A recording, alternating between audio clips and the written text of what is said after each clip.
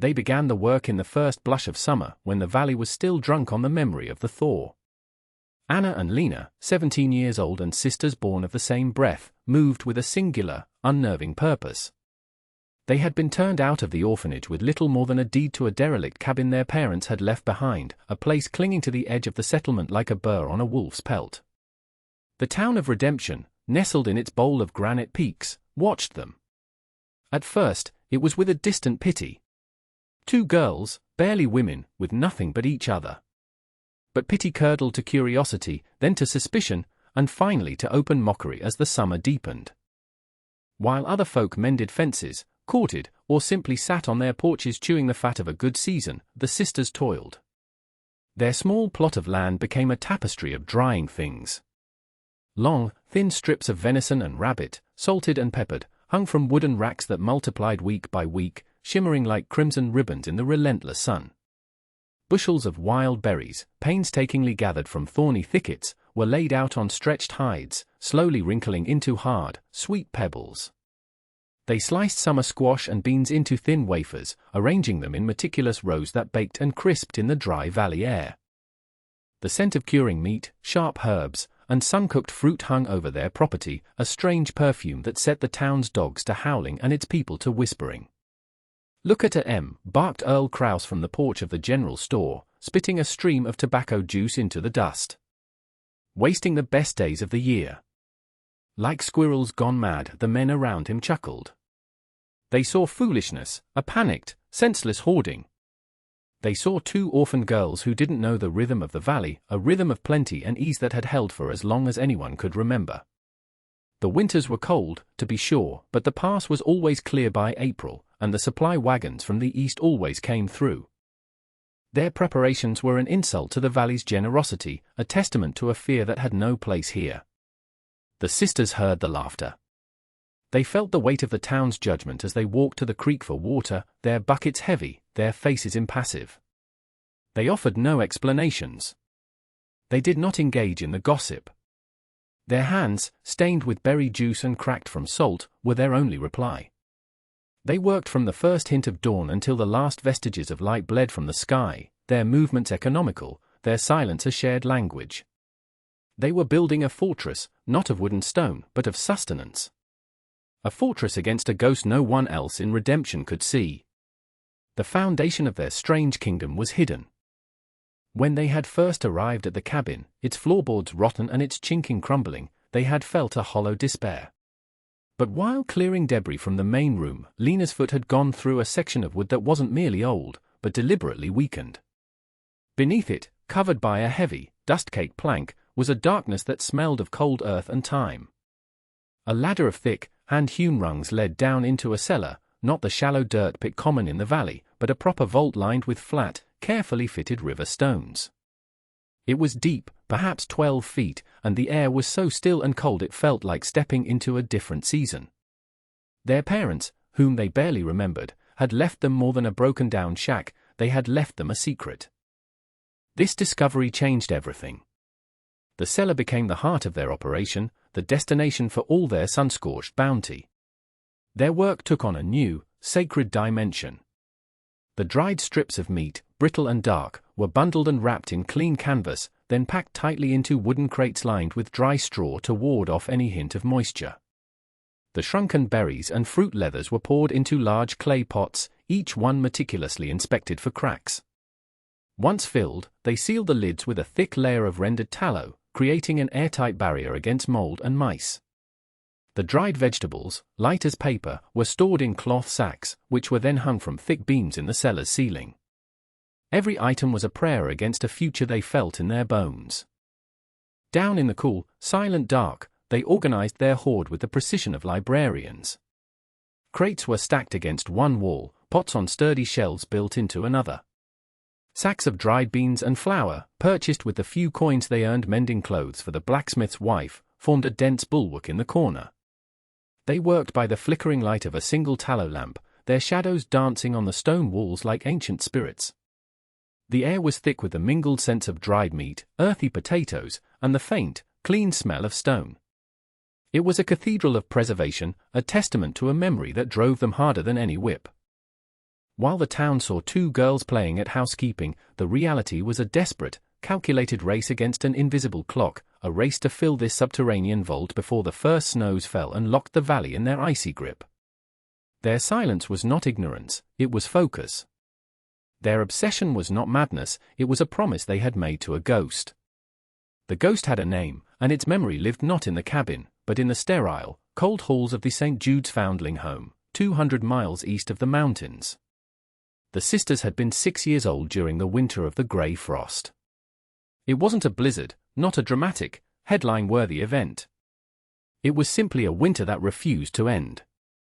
March had come and gone with no thaw. April brought more snow, thin and sharp as needles. The supply wagons, expected for weeks, never arrived. The orphanage, already run on a shoestring budget, began to starve in slow motion. The matron, a woman with a face like pinched dough, stretched the broth thinner each day until it was little more than discolored water. The bread ration shrank from a slice to a sliver, then to nothing. Anna and Lena remembered the gnawing hollowness in their bellies, a constant, dull ache that overshadowed everything. But more than their own hunger, they remembered the sounds. The sound of a little boy named Samuel, no more than 4, crying in the night, not a loud, angry cry, but a weak, hopeless whimper that went on for hours. They remembered the silence that followed, a silence that felt heavier and colder than any snowdrift. They remembered the way the other children's faces grew gaunt and old, their eyes large and dark in their small, pale faces. They remembered the cold that seeped into their bones, a cold that food was meant to fight, a cold that now had no enemy. One night, huddled together under a single thin blanket, Lena had whispered, her breath a white plume in the frigid dormitory air. "I'm so hungry." Anna, ever the protector, had wrapped her arms tighter around her twin. "When we get out of here," she had vowed, her own voice trembling, "we will never be hungry again." Never. It was a child's promise, born of desperation and fear, but it had taken root in their souls. It became the bedrock of their being. The memory of Samuel's whimpering, of the endless, watery soup, of the profound weakness that made even lifting your head an effort, that was the fuel for their summer of relentless labor. Every strip of meat they hung to dry was a defiance of that memory. Every berry they spread in the sun was a brick in a wall against that phantom winter. The townsfolk of Redemption saw two strange girls, the sisters saw Samuel's ghost in every shadow, and they would honor their promise to him, and to themselves, no matter the cost, no matter the ridicule. The season turned with the slow, inexorable grace of a great wheel. The relentless sun of summer softened, its light taking on a golden, syrupy quality. The aspen groves that climbed the valley walls ignited in a blaze of yellow and orange, a final, defiant fire before the coming cold. In the town of Redemption, it was a time of contentment. The harvest had been good. Barns were filled with hay, cellars with potatoes and squash. The air was crisp and carried the sweet, smoky scent of hearth fires. The supply wagons had made their final run before winter, and the shelves of Earl Krause's general store were laden with sacks of flour, barrels of salted fish, and tins of coffee. The town settled into the comfortable rhythm of autumn, confident and secure. The mockery directed at the sisters had mostly faded, replaced by a kind of weary indifference. Their frantic work was done. The racks behind their cabin were empty, and a new, heavy bar had been fitted across the cellar door. The girls were seen less often, their movements confined to the necessary chores of chopping wood and carrying water.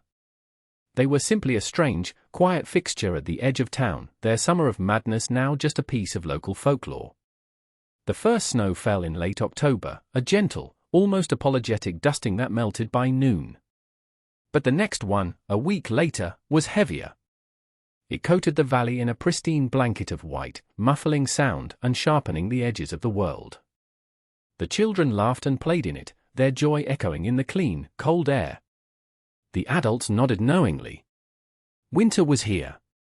It was a familiar transition, a closing in that was part of the valley's soul. But this winter felt different. The snow did not stop. It fell for days, then a week, then 2.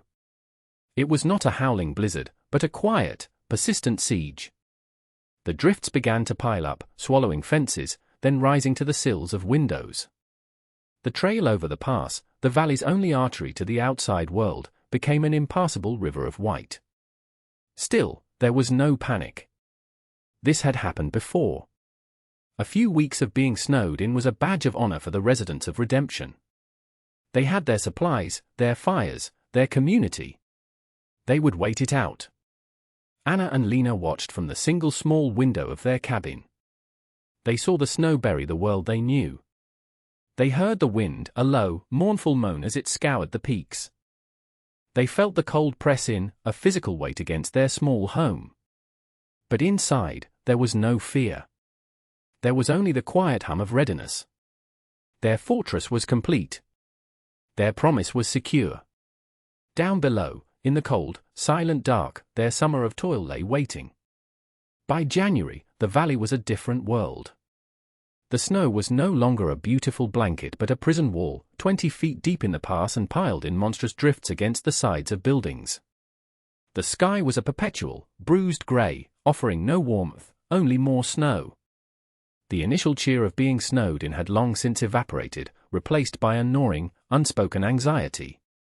The rhythm of life in Redemption slowed to a crawl. The once bustling street was now just a narrow, treacherous canyon carved between towering walls of snow. The smoke curling from chimneys grew thinner, a sign of carefully rationed firewood.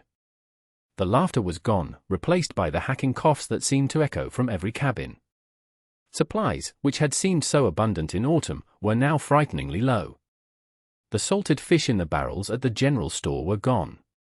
The flour sacks were mostly empty, their contents doled out in meager cups. Families began to butcher their own livestock, first the pigs, then the chickens, and then, with heavy hearts, the milk cows that were supposed to see them through to spring. The easy confidence of the townspeople had curdled into a quiet, simmering panic. Neighbors who had shared coffee and gossip now looked at each other with guarded, calculating eyes. How much did they have? How long could they last? The memory of the two strange sisters and their manic summer began to surface again, but this time it was not with mockery. It was with a dawning, terrifying understanding. The town had feasted while the sisters had prepared for famine. Earl Krause, his face now thin and sallow, stood behind his nearly empty counter, the bravado stripped from him. He remembered his loud jokes, his derision, and the memory was a bitter ash in his mouth. The valley's generosity had been a lie, or at least, a temporary reprieve. The true nature of their existence, isolated, vulnerable, and utterly at the mercy of the elements, was revealing itself with brutal clarity. The hunger was returning. Not the acute, shocking hunger of a missed meal, but the slow, creeping starvation the sisters knew so well. It manifested as a constant cold in the limbs, a dull ache behind the eyes, an inability to think of anything but the next meager portion of food. The valley was starving, and spring was a lifetime away. The knock on the sisters' door was hesitant, almost lost in the wail of the wind. Anna opened it a crack, the frigid air rushing in like an unwelcome guest. A boy stood on the packed snow of their porch, no older than 15. It was Tom, the widow Jensen's son. He was gaunt, his coat thin, his face chapped raw by the wind. He didn't meet her eyes, focusing instead on the worn toes of his boots. He began, his voice raspy. "My mother, she's taken ill. The fever.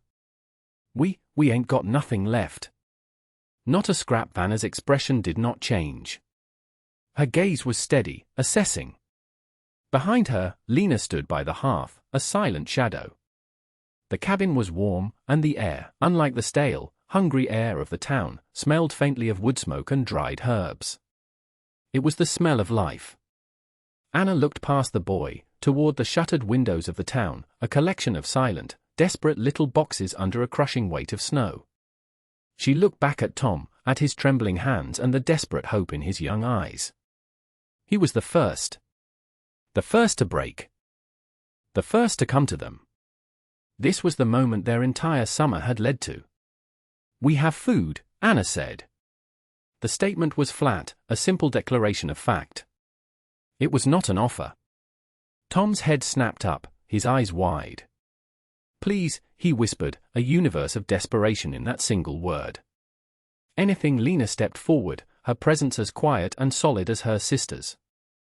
"We do not give charity," she said, her voice soft but firm as granite. "Charity makes beggars. Work makes men." Tom stared, confused. "Work? There ain't no work to be done." Anna gestured with her head toward the massive woodpile, only partially visible beneath its own heavy blanket of snow.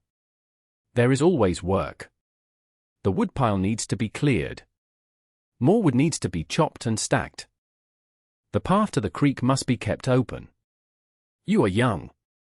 You are strong." She paused, letting the silence stretch. "You can work. We will feed you. And your mother." Tom looked from one sister to the other. He saw no pity in their faces, no softness. But he saw no cruelty either. He saw something else, a clear, unyielding principle. It was a trade. Dignity for survival. He straightened his shoulders, a flicker of his father's pride returning to his face. He nodded, a single, sharp motion.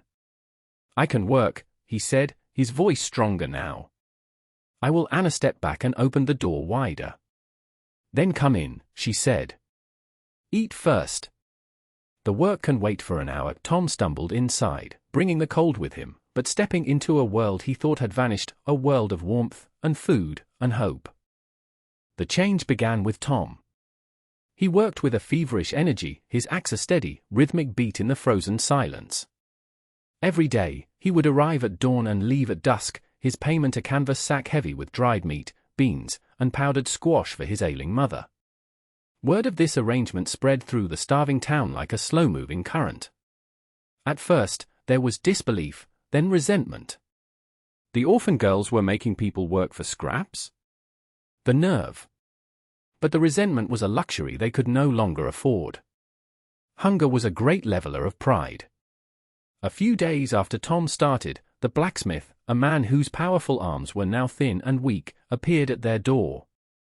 He offered to sharpen their axes and repair their tools in exchange for food for his wife and 2 young daughters. The sisters agreed. Soon, others followed. A woman skilled in sewing came and offered to mend their clothes and blankets. An old man who knew how to fashion snowshoes from bent branches and gut offered his craft.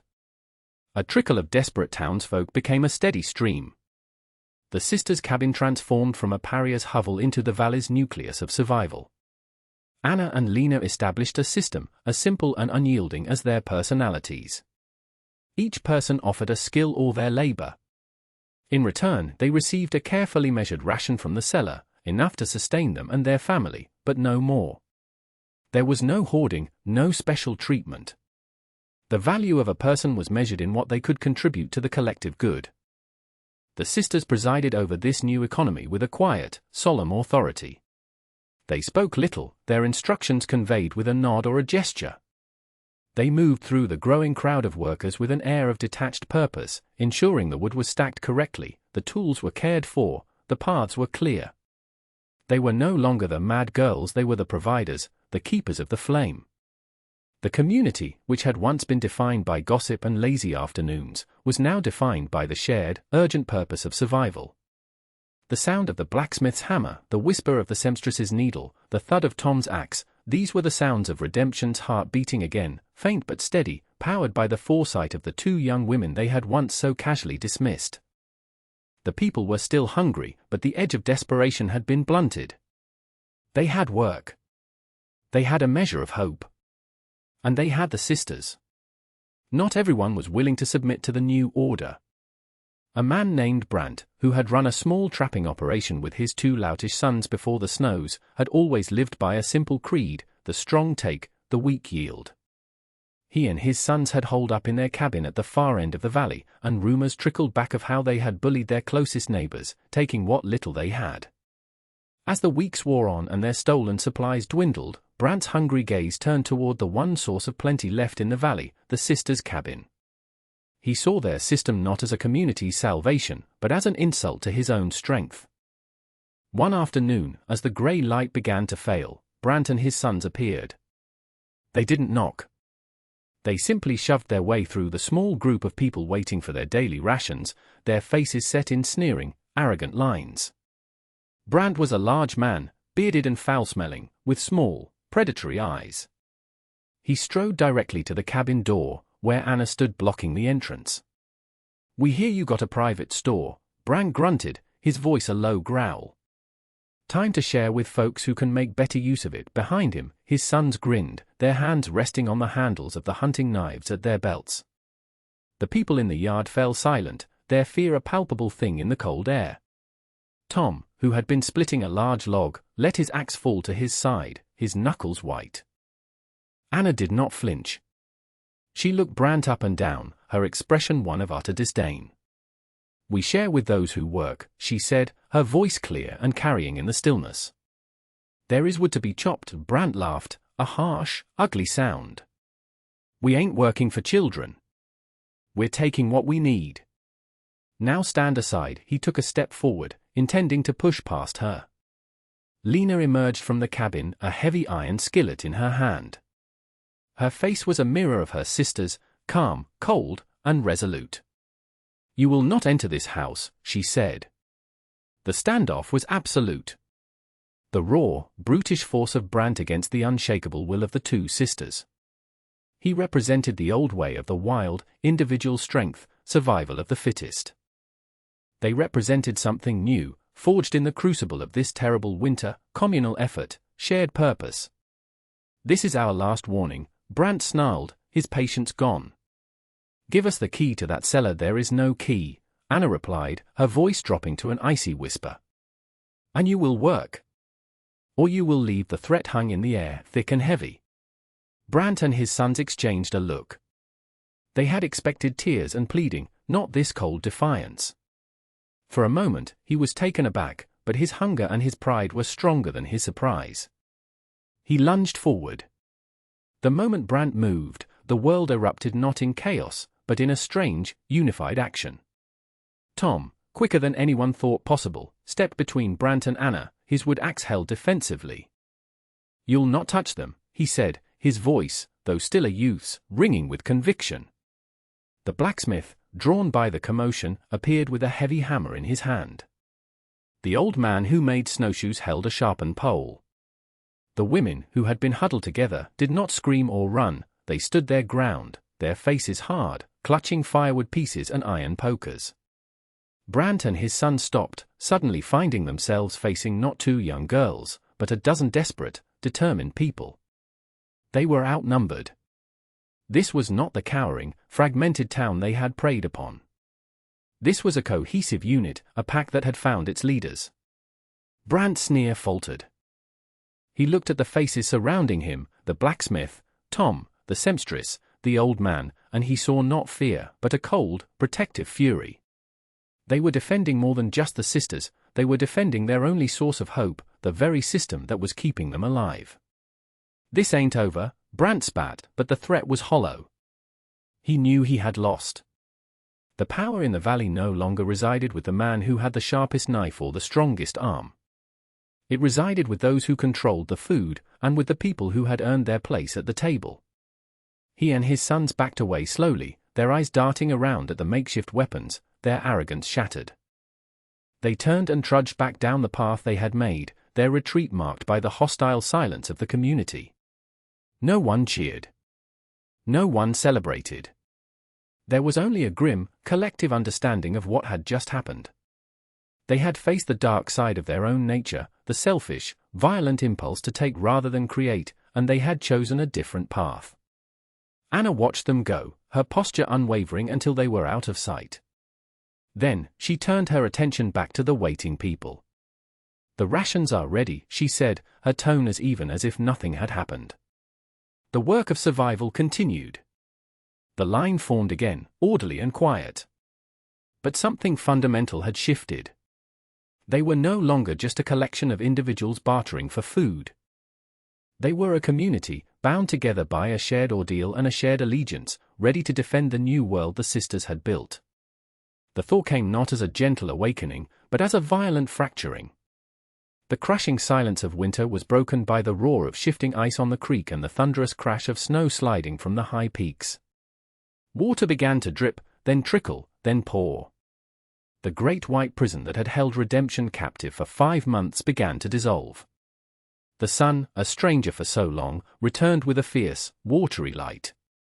The pass, slowly, became navigable. One day in late April, a shout went up from the edge of town. A scout from a supply train, sent to discover what had become of the lost valley, had made it through. He found a town that was profoundly changed. The people were thin, their faces etched with the hardship they had endured, but their eyes were clear and their spirits, though sober, were unbroken. They were not the desperate, starving victims the outside world had expected to find. They were survivors. The supply wagons that followed found a community already at work. Under the quiet direction of Anna and Lena, the people of Redemption were preparing for the next winter, even as the current one gasped its last. The sisters' methods, once mocked, were now doctrine. Every family was building drying racks. Every patch of south-facing land was being cleared for planting. The large cellar beneath the sisters' cabin was being expanded, the men working together to dig deeper into the cold earth, lining the new chambers with stone. It was to be a communal storehouse, a fortress for the entire valley against the hunger they now knew was always waiting. When Earl Kraus tried to give the sisters money for the food that had saved his family, Lena had simply shaken her head. "Your money is no good here," she said. "Your labor is." Kraus, humbled, took up a shovel and joined the men digging the new cellar. The sisters remained at the center of it all, not as rulers, but as anchors. They taught the women how to properly salt and dry meat, how to seal pots to keep out moisture, how to recognize which wild greens were the first to emerge from the melting snow. They spoke no more than they ever had, but now, every word was heeded as gospel. Their cabin was no longer on the edge of town, it was its heart. The story of their summer of toil, of the town's mockery, and of the winter of reckoning became the founding legend of the new Redemption.